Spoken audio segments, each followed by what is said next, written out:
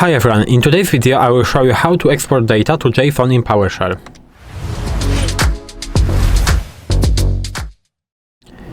So let's start the video, and as I said before, today you will learn how to export and import data in JSON format using PowerShell, because JSON is widely used format, for example, for APIs, for configs, so this is why this video might be so helpful. And how can we convert something into JSON? Let's say that we have comment that looks like this: get process. This will return to us all of our processes from our system. And let's say that we want to save that into a JSON file. How can we do it? Again, we have to do get process. And now we have to do pipe. And maybe we will not save all of it, we will select some objects. So as I did here, I will only select object name and CPU. And now, as you can see, I tested it before, so we have it here. Now we have to do something what we call ConvertTo-Json. To JSON. But for now, I will not write this ending from there.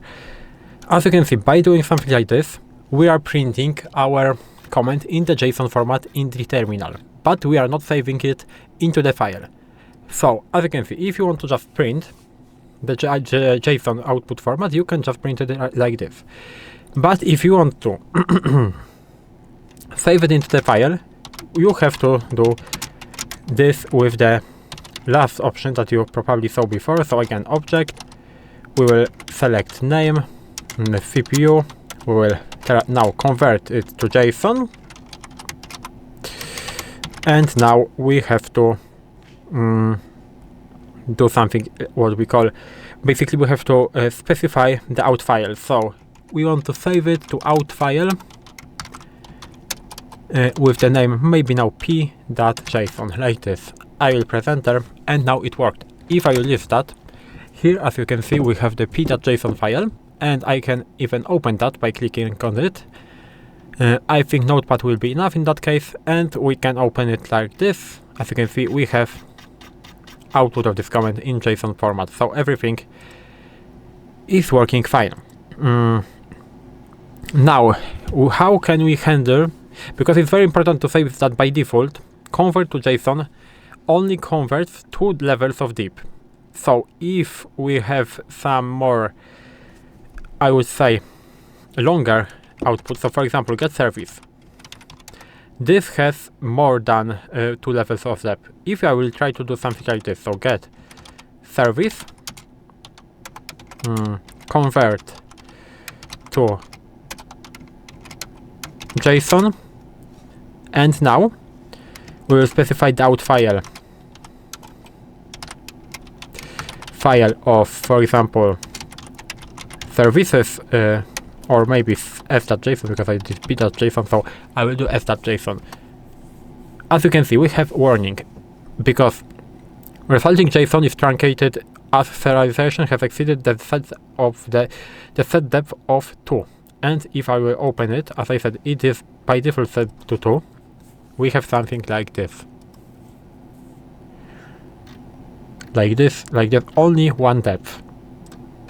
And now, if I will edit it, and next to the convert of JSON, we will have to specify the depth. So I will specify the depth, for example, 10. If I will press enter, as you can see, resulting JSON is truncated as serialization has exceeded the set depth of 10. So it is still not enough, but now our file will be bigger. But as you can see, because the depth is 10, it will take a little bit longer to create. So this is what we are doing. And now I will wait for it to be finished, and we can open it again. This s.json. And as you can see, for example, here we have 1 depth, 2 depth, 3, 4, and so on until 10. And it's not important in that case how many level of depth you need in this comment, but it's very important to understand that it's by default set by 2, and if you are not saving everything, you have to just make it a little bit bigger.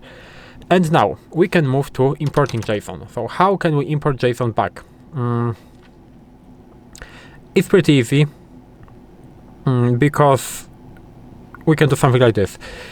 First of all, we have to create a variable. So for example, I will do this processes,